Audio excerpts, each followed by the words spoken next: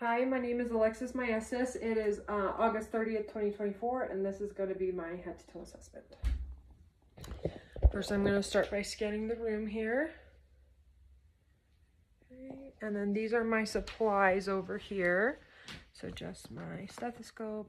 And then I do not have a tuning fork, so I'll just be using my otoscope or my a fork, and then I'll be using this. And then the floor, and then the room, and the ceiling. Okay. Let's see. Let's get this set up here. Okay. Alrighty. Okay. You can go ahead and sit down. Make sure the feet are on the camera. Okay. Alright. So the first thing I'm going to be doing is looking at the patient's skin. So I'm going to be looking at edema, turgor, texture, color. I'm going to be looking at if there's any bruising, scarring, notable lesions throughout the skin that I can see. I'm also going to be looking, the next thing I'm going to be looking at is the patient's head. So I'm going to be looking at evenness, symmetry, tenderness. I'm going to be feeling the hair, the distribution of the hair, the texture, it's fine. Looking for any infestations, which I don't see any. I'm also going to be looking for any masses or tenderness, which there were none. I'm going to be palpating the temporal arteries for any tenderness. Does that hurt at all? No. Okay. I'm also going to be checking for TMJ by looking at subluxation or tenderness. So go ahead and open, close. Perfect. There was no popping or crepitus noted in the jaw. I'm going to be checking sensory. So go ahead. Can you feel this? Yes. Yes. Yes. Yes. Perfect. And then I'm going to go ahead and look at cranial nerves number 5 and 7. So first will be 5. So clench your jaw. Perfect. I can feel the masseter muscle. And then I'm going to be looking at cranial nerve number 7. So smile, frown, stick your tongue out, pucker your lips, and puff your cheeks out. Okay, perfect. So that, I'll just make sure that the patient's, the rest of the face is symmetric, even. The skin feels warm. So that the head looks good. I'm going to be looking at lymph nodes next. So I'm going to be looking at the preauricular, postauricular, occipital, and then I'm going to be looking at the tonsillar, submandibular, mental, anterior cervical, posterior cervical, and supraclavicular.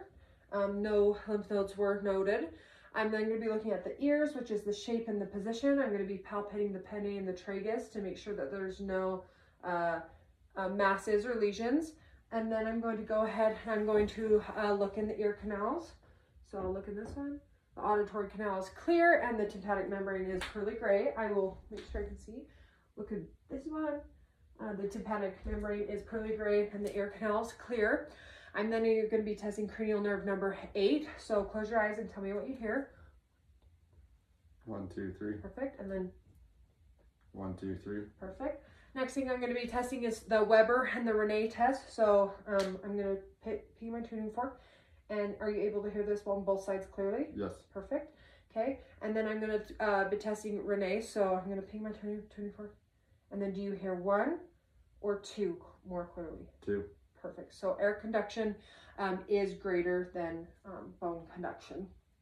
And then there's no visible discharge from the ears, no lesions, masses, bruising, nothing like that is noted on either of the ears. There's none on the other side either.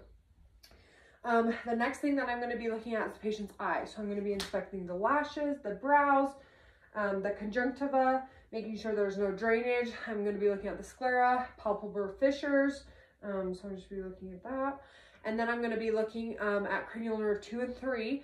So 2, I'm going to get my my Snellen chart here. So, okay, go ahead and close one eye and read this line. FPH. Okay, and then this one. OLCF. Okay, other eye, same. FPH. And then this one. DHJBS. Perfect. Okay, next thing I'm going to be looking at is pupillary response to light. The pupils are responding equally and bilaterally.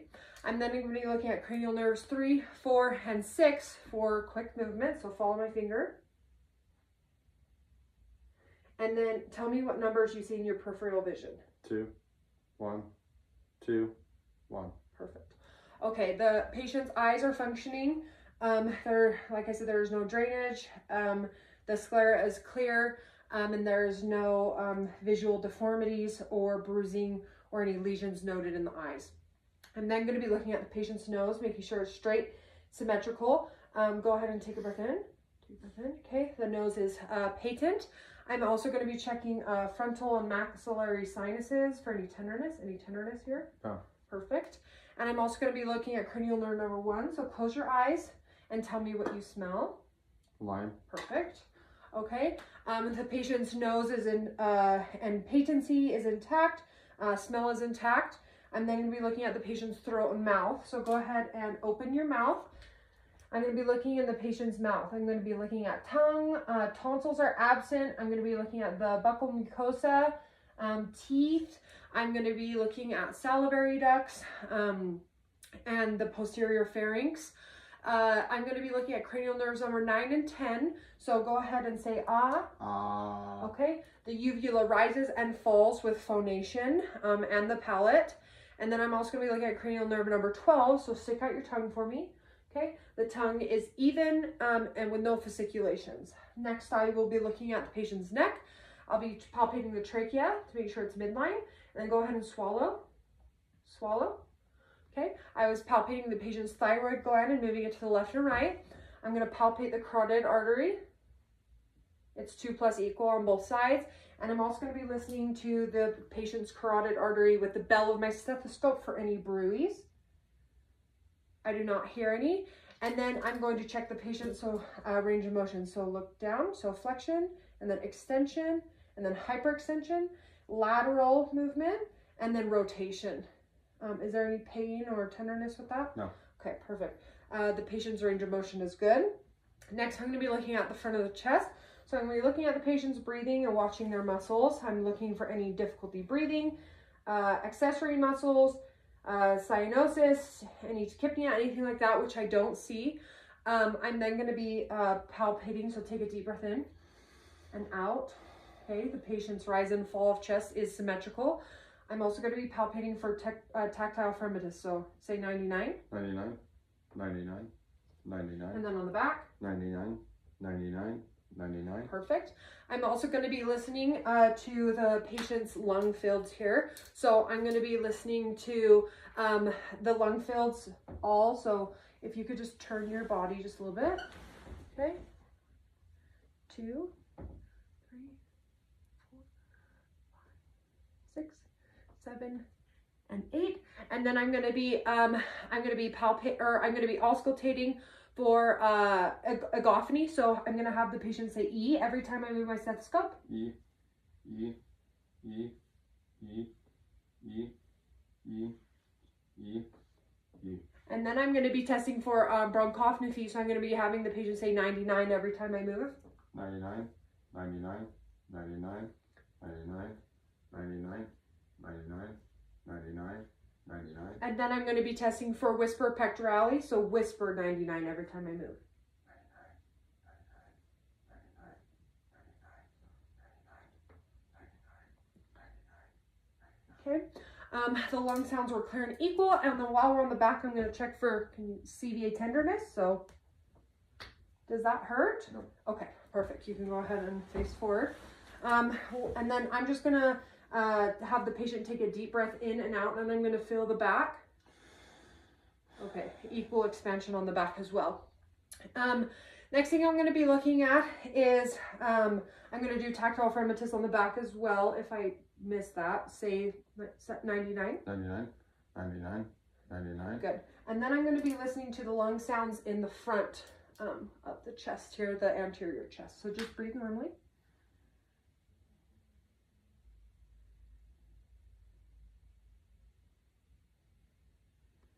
Okay, the lung sounds are clear and equal throughout the chest.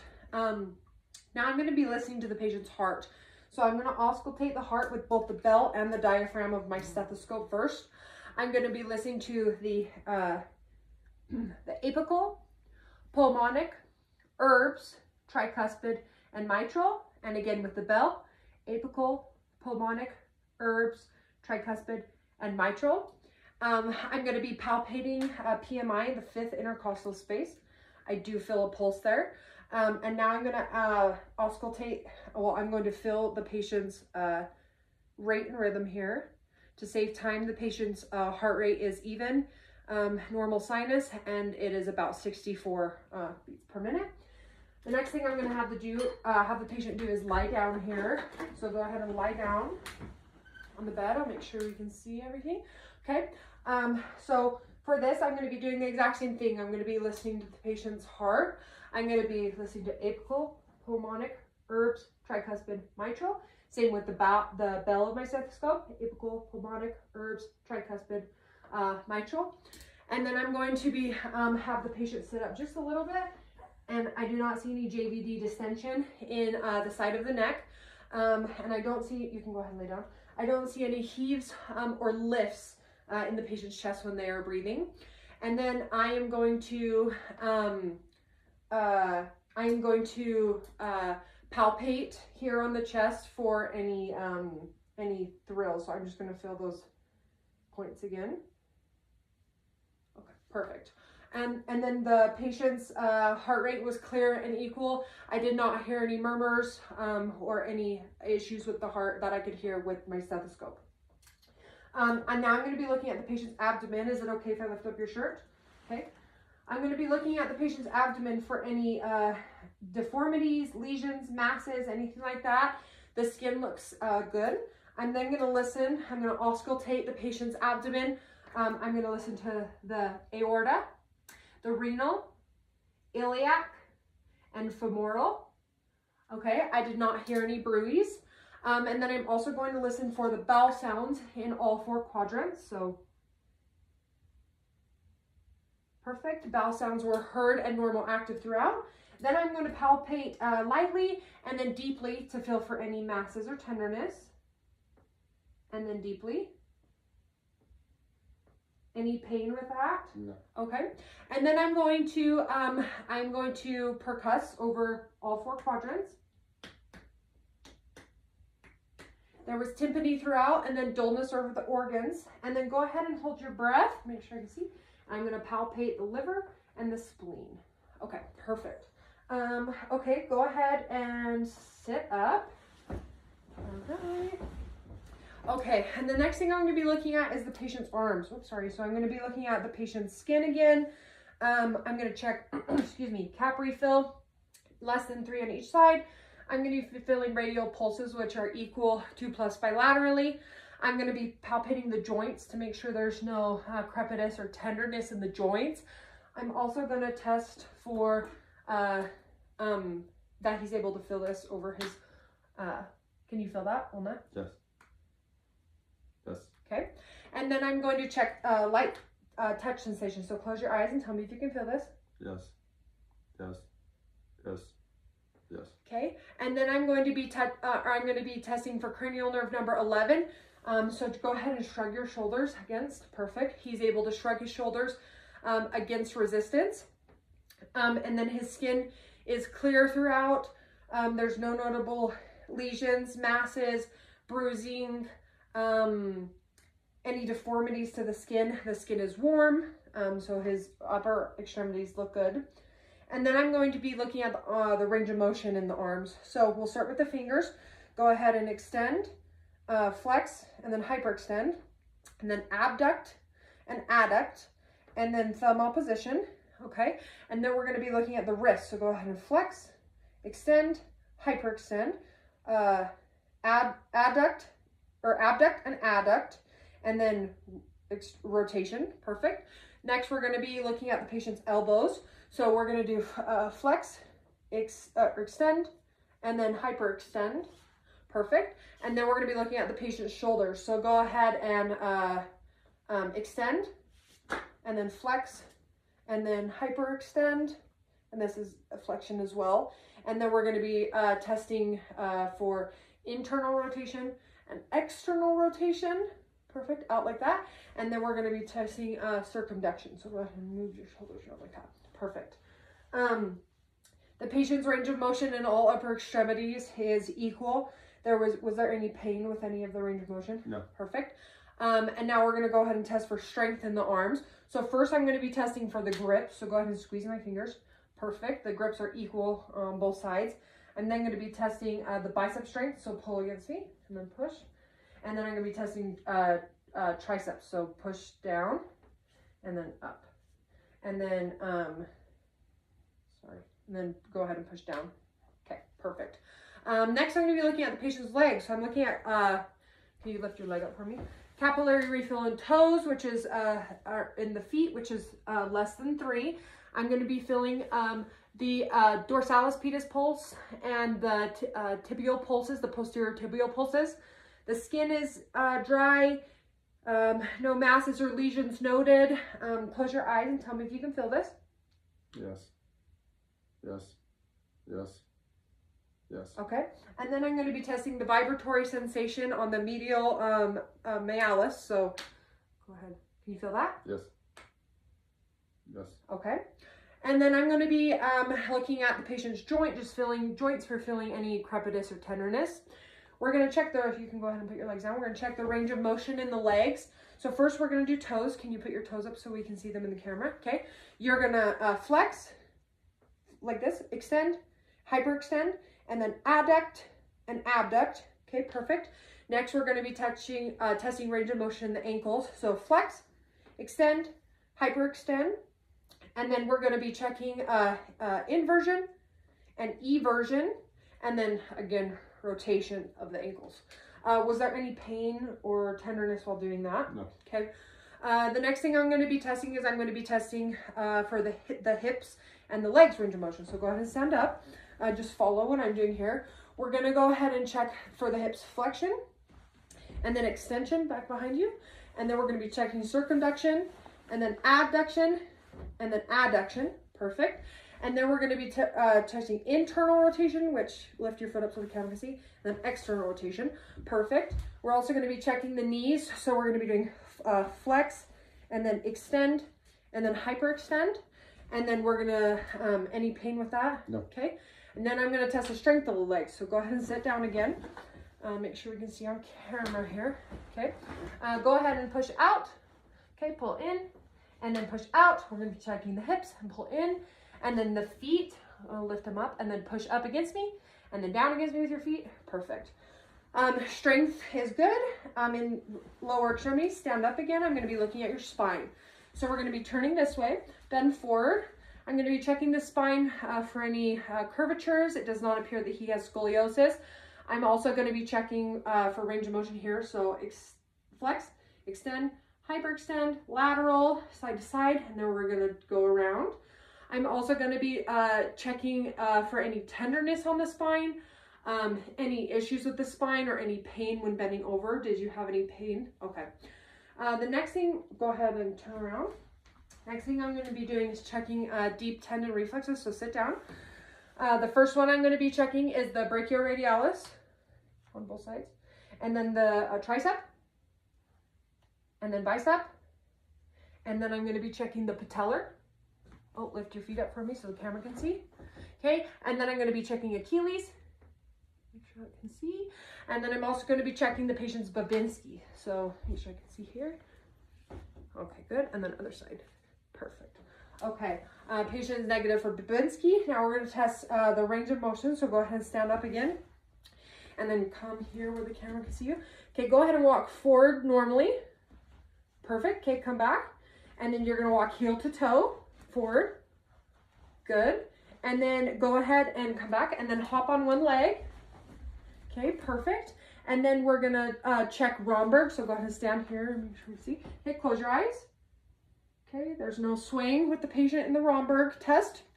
We're going to check some hand motion.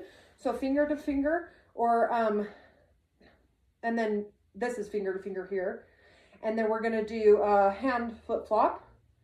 And then the last thing, we can go ahead and take a seat here.